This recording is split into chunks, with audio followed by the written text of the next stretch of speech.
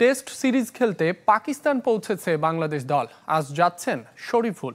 লাহোরের উদ্দেশ্যে একাকী ঢাকা ছাড়বেন এ বাঁহাতি পেসার। তার আগে মিরপুরে গণমাধ্যমের মুখোমুখি হন তিনি। দেশের এই কঠিন পরিস্থিতিতে জয় দিয়ে মানুষের মুখে হাসি ফোটাতে চান শরীফুল ইসলাম। লাল বলে প্রস্তুতির অভাব ঠিকই টের পাচ্ছেন। শরীফুলের দাবি, তিনি এখনো ছোট, তাই সাকিব মাশরাফিদের রাজনীতি নিয়ে কথা বলতে চান না। সবাই দেখতে পাচ্ছেন যে দেশের অবস্থাটা কেমন। সো আমরাও যাচ্ছি এখন পাকিস্তানে খেলতে। সো ইনশাল্লাহ আমরা চেষ্টা করবো যাতে ভালো একটা জয় ছিনিয়ে আনতে পারি দেশের জন্য। পাকিস্তানের বিপক্ষে ঢাকা ছাড়ার আগে অনেকটা এই সুরেই কথা বলেছিলেন তাসকিন। আরেক পেসার শরীফুলও জয়ের বার্তা দিলেন। পুরো দল যখন লাহোরে, তখনও ঢাকায় এ বাঁহাতি পেসার। গ্লোবাল টি-20 খেলে কানাডা থেকে দেশে এসেছেন। সব ঠিক থাকলে বুধবার পাকিস্তানের উদ্দেশ্যে উড়াল দিবেন শরীফুল ইসলাম। তবে লাল বলে প্রস্তুতির ঘাটতি নিয়ে দুশ্চিন্তায় এই বাঁহাতি পেসার। যে অনেকদিন থেকে সবাই লাল বলে প্র্যাকটিস করতেছে, সো আমি সবার লেটে আর কি জয়েন করতেছি। একটু কষ্ট হবে, বাট চেষ্টা করবো ইনশাল্লাহ ম্যানেজ করার, কারণ এখনও অনেকদিন সময় আছে। সো যাতে ফিটনেসটা কন্টিনিউ করে, বোলিংটা করে, ওয়ার্ল্ড কাপটা ওইভাবে নিয়ে যাওয়া যায়।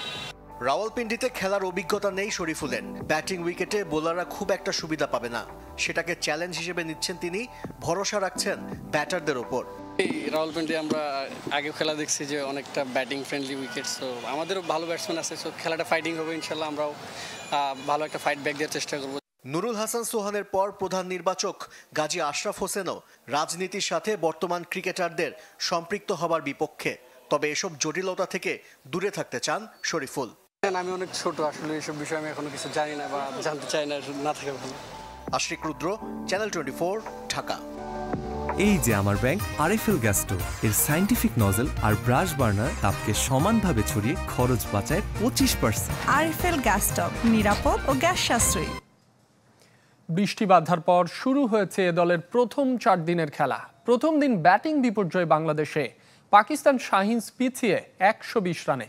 ইসলামাবাদ ক্লাব মাঠে টস জিতে ব্যাটিংয়ে নেমে বিপর্যস্ত বাংলাদেশ মাত্র 122 রানে অল আউট হয়। এর মধ্যে আবার মাহমুদুল হাসান জয় একাই করেছেন 65 রান। বাকি 10 ব্যাটার মিলে করেছেন মাত্র 57 রান। নাসিম শাহ, মীর হামজা নিয়েছেন 3টি করে উইকেট। মোহাম্মদ রমিজ 2টি, ওমর আমিন ও মোহাম্মদ আলী নিয়েছেন 1টি করে উইকেট। দিন শেষে বিনা উইকেটে 2 রান পাকিস্তান শাহিনসের। বৃষ্টির কারণে নির্ধারিত সময়ের প্রায় 4.5 ঘন্টা পর শুরু হয় খেলা।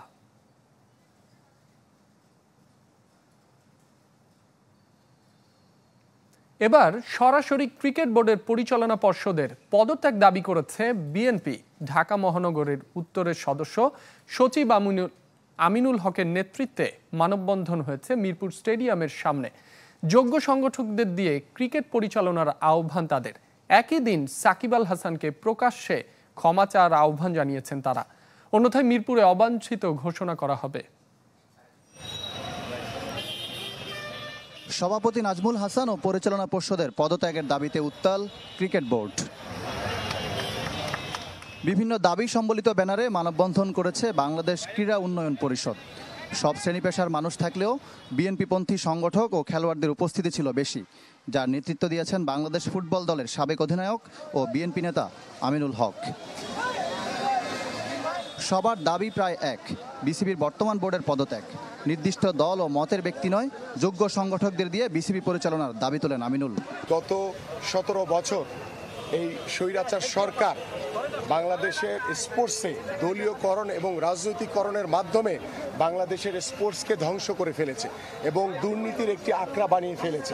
আমাদের দাবি হচ্ছে যে এই ক্রিকেট বোর্ডের যারা পরিচালক রয়েছেন তারা অনতিবিলম্বে পদত্যাগ করে। প্রতিবাদে অংশ নেওয়া বেশিরভাগকে বিসিবির ভেতরে যেতে দেওয়া হয়নি, তবে সংগঠকদের বেশ কয়েকজন ভেতরে অবস্থান নেন। কোনো অপ্রীতিকর ঘটনা যাতে না ঘটে সেজন্য তৎপর ছিল সেনাবাহিনী। আমিনুলের সাথে আলাদা করে কথাও বলেন সেনাবাহিনীর ঊর্ধ্বতন কর্মকর্তারা। বোর্ড থেকে বেরিয়ে আমিনুল হকের নেতৃত্বে মিছিল করে বিএনপি নেতাকর্মীরা। এই ধরনের শোডাউন বাংলাদেশ ক্রিকেট নিয়ে কী বার্তা দিচ্ছে, বিশেষ করে নারী বিশ্বকাপের আগে?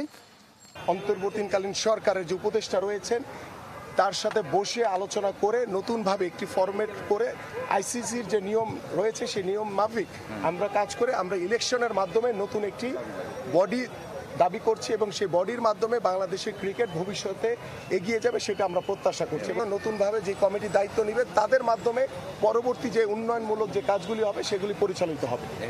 সাকিব আল হাসানকে প্রকাশ্যে ক্ষমা চাওয়ার দাবিও উঠে প্রতিবাদ কর্মসূচি থেকে।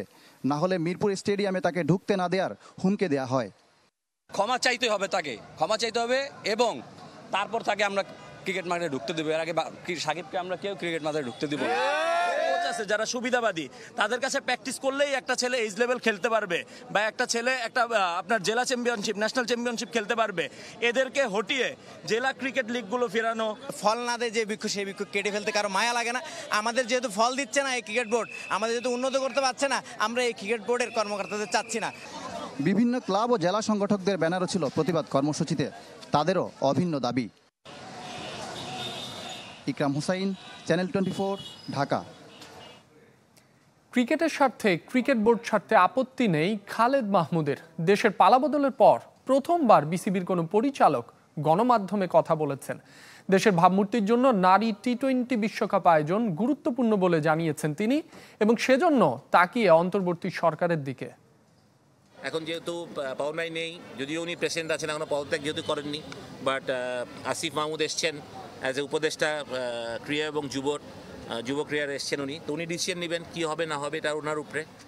কোথায় ক্রিকেট বোর্ড সভাপতি কেউ জানে না, অন্তরালে অসংখ্য পরিচালকও। রোববার ক্রীড়া উপদেষ্টার সাথে বৈঠকে দেখা গেছে মাত্র 7 জনকে। গণ অভ্যুত্থানে সরকার পতনের পর প্রথমবার ক্রিকেট নিয়ে কথা বললেন কোনো পরিচালক। খালেদ মাহমুদ এগিয়ে এলেন। যারা মুভ করছেন কেন করছেন বা কি জন্য করছেন জানি না, বাট হ্যাঁ একটা পট পরিবর্তন হলে তো অনেক কিছু হয়। সেটা একটা হয়তোবা মানে সেটার ধারাবাহিকতা হয়তো এগুলো হচ্ছে, বাট সময় বলে দিবে কি হবে। মানে বিসিবি তো কারোর প্রাইভেট প্রপার্টি না, তো বিসিবিতে ডেফিনেটলি যাকে প্রয়োজন, যারা থাকবে, আজকে আমরা ছিলাম বা আমরা আছি এখনো, আমরা থাকি কি থাকি না তো সময় বলে দিবে, বা যারা আসবে মোস্ট ওয়েলকাম। বিসিবি ভেঙে দেওয়ার দাবি জোরালো হয়েছে। ক্রীড়া উপদেষ্টাও জানতে চেয়েছেন অন্তর্বর্তী সভাপতি নিয়োগের আইনি ভিত্তি। পরিস্থিতি বুঝে ব্যবস্থা নেওয়ার দাবি সাবেক অধিনায়কের। বাংলাদেশ ক্রিকেট, ফুটবল বা অন্যান্য স্পোর্টস যে ডিভিশনে যারা আছে, কারা লিড করবে, কারা ডোমিনেট করবে বা কারা এটাকে সঠিক পথে নিয়ে যাবে, সেটাই ওনারা চিন্তা করবেন। এটা তো আমাদের তো বলার কিছু নাই। তবে দেশের ভাবমূর্তির জন্য নারী বিশ্বকাপ আয়োজন করা উচিত বলে মনে করেন বিসিবি পরিচালক, যার দায়িত্ব সরকারের উপরই দিলেন তিনি। অনেক দেশের হয়তোবা তারা রেস্ট্রিকশন দিয়েছে, ট্রাভেল রেস্ট্রিকশন দিয়েছে, তো সেটা তো আর বিসিবি না। আমরা লজিস্টিক্যালি বলেছি যে যেই সাপোর্টটা মাঠ লজিস্টিক যেটা সেটা বিসিবি করতে পারবে, বাকিটা তো এখন তো সরকারের উপরে যাবে, তারা এটাকে ডিসিশন নেবেন। ক্রিকেটের স্বার্থে বিসিবির দায়িত্ব ছাড়তেও আপত্তি নেই খালেদ মাহমুদের। রেজওয়ানুজ্জামান, চ্যানেল 24, ঢাকা। প্রতিবাদে উত্তাল ক্রীড়াঙ্গন। কোথাও কমিটি ভাঙার জন্য, কোথাও বঞ্চিতদের পদ পাওয়ার লড়াই, আবার কোথাও ট্রফি ফিরে পাওয়ার আকুতি। ঐতিহ্যবাহী ক্লাব আবাহনীতে এক হয়েছিলেন আব্দুস সাদেক থেকে গাজী আশরাফ হোসেন, খালেদ মাহমুদ, আব্দুল গাফফার, সত্যজিৎ দাস, মামুনুল ইসলামরা। ক্লাবের ক্ষতি পূরণ করা না গেলেও সবার চাওয়া অন্তত ফিরে আসুক লুট হয়ে যাওয়া ট্রফি। লুট হয়ে যাওয়া ট্রফি ফিরতে শুরু করেছে আবাহনীতে। প্রাথমিকভাবে যে কটির খোঁজ মিলেছে ক্লাবে নিয়ে এসেছেন সংগঠকরা। ঐতিহ্যবাহী আকাশী নীলদের ক্রান্তিকালে মঙ্গলবার সাবেক খেলোয়াড়রা এসেছিলেন ধানমন্ডির ক্লাব প্রাঙ্গণে। ক্রিকেট, ফুটবল, হকিতে আবাহনীর জার্সি গায়ে তোলা খেলোয়াড়রা এক হয়েছিলেন প্রতিবাদে সামিল হতে। ছিলেন সংগঠকরাও। সবার কণ্ঠে ক্রীড়াঙ্গনে হামলার প্রতিবাদ আর ট্রফি ফিরিয়ে দেওয়ার আহ্বান।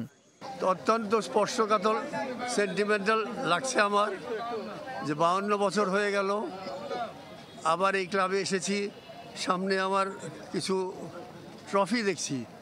এই 52 বছরে আমি নিশ্চিতভাবে বলতে পারি যে আবাহনী ক্লাব বাংলাদেশের শ্রেষ্ঠ ক্লাব। আমাদের পারফরমেন্সের মাধ্যমে আমরা জিতেছিলাম, সেই ট্রফিগুলো সব লুট হয়ে গেছে। এটা শুনে সত্যি মর্মাহত। খেলার মধ্যে আমি মনে করি রাজনীতিটা ওইভাবে চিন্তা করাটাই ঠিক না।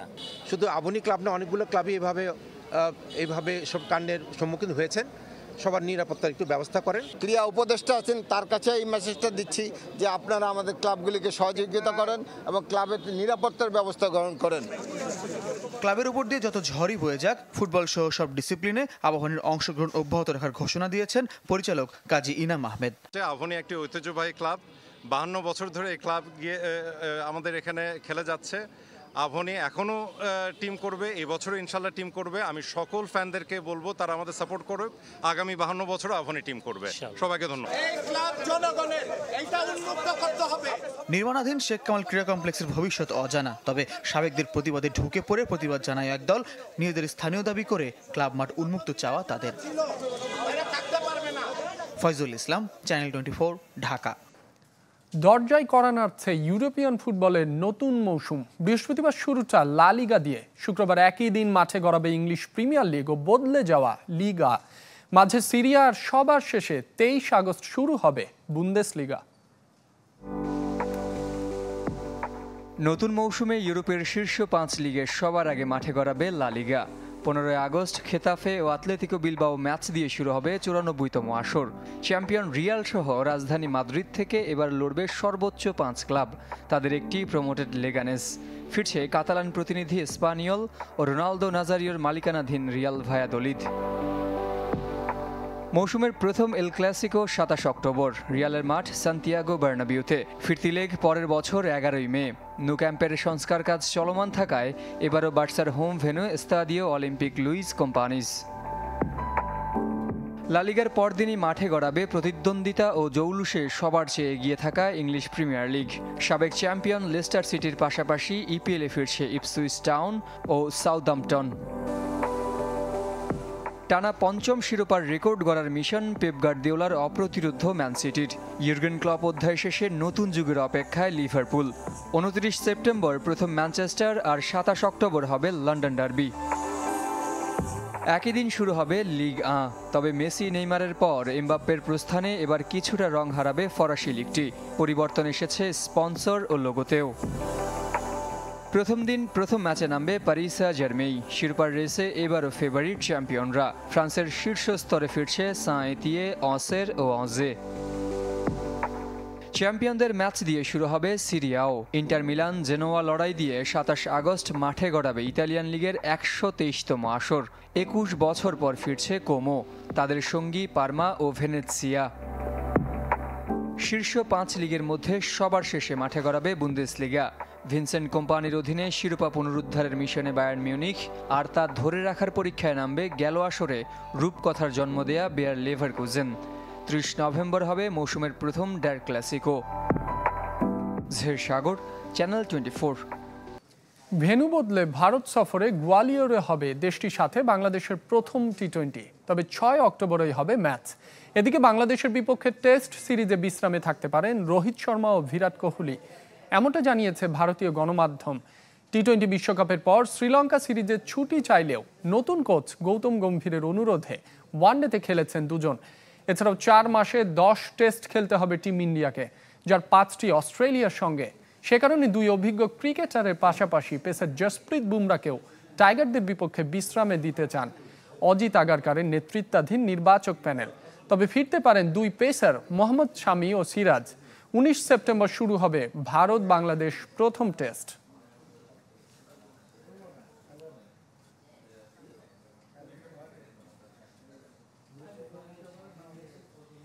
এই ছিল কুল স্পোর্টস 24-এ। খেলা সব আপডেট ও রিপোর্টগুলো দেখতে ভিজিট করুন facebook.com/sports24team। ধন্যবাদ সাথে থাকার জন্য।